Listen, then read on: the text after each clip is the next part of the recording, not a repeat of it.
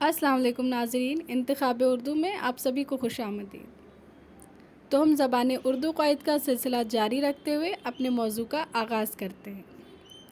हमने अपने पिछले वीडियो में उर्दू क़वाइद के कुछ बुनियादी मौजू पढ़े थे, तो हमारा आज का जो मौजू है वो उसी से ताल्लुक़ रखता है। चलिए मौजू का आगाज़ करते हैं।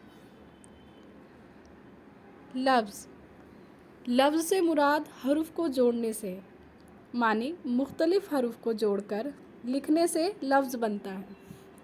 हरूफ तहज्जी को जब हम जोड़ते हैं तब लफ्ज़ ईजाद होता है। ज़ाहिरन जब हम एक से ज़्यादा हरूफ को आपस में जोड़ते हैं तब हमें एक लफ्ज़ मिलता है, तब हमारा लफ्ज़ ईजाद होता है। मिसालें: अलिफ जमा हे,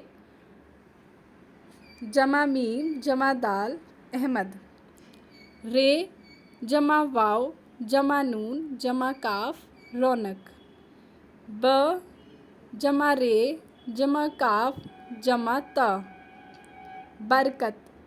बा जमा काफ जमा रे जमा छोटिया बकरी। आपने देखा कि किस तरह हमने एक से ज़्यादा मुख्तलिफ़ किस्म के हरूफ को आपस में जोड़कर एक लफ्ज़ ईजाद किया। दूसरी तरफ हम देखते हैं इस तरह लफ्ज़ की दो किस्में मौजूद हैं। लफ्ज़ की पहली किस्म है कलमा। कलमे से मुराद वो लफ्ज़ हैं जिसके कुछ मानी हों, जिसके बोलने, लिखने और पढ़ने पर उसका मतलब समझ आए। नॉर्मली जब हम बातचीत करते हैं, एक दूसरे से इंटरेक्ट करते हैं, तब हम सामने वाले के साथ कुछ ऐसे लफ्ज़ इस्तेमाल करते हैं जो उसे समझ आएँ। जो हमारी बातचीत में हम लफ्ज़ इस्तेमाल करते हैं वो हम ऐसे लफ्ज़ इस्तेमाल करते हैं जो सामने वाले को समझ आएँ। मसलन चुप, बात, पानी, सच, खाना वग़ैरह। महमल। लफ्ज़ की दूसरी किस्म है महमल।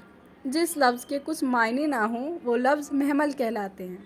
मसलन चाप, चीत, वानी, मुझ, वाना वग़ैरह। ये ऐसे लफ्ज़ होते हैं जिनके कोई माना नहीं होते लेकिन हम फिर भी इन्हें इस्तेमाल करते हैं,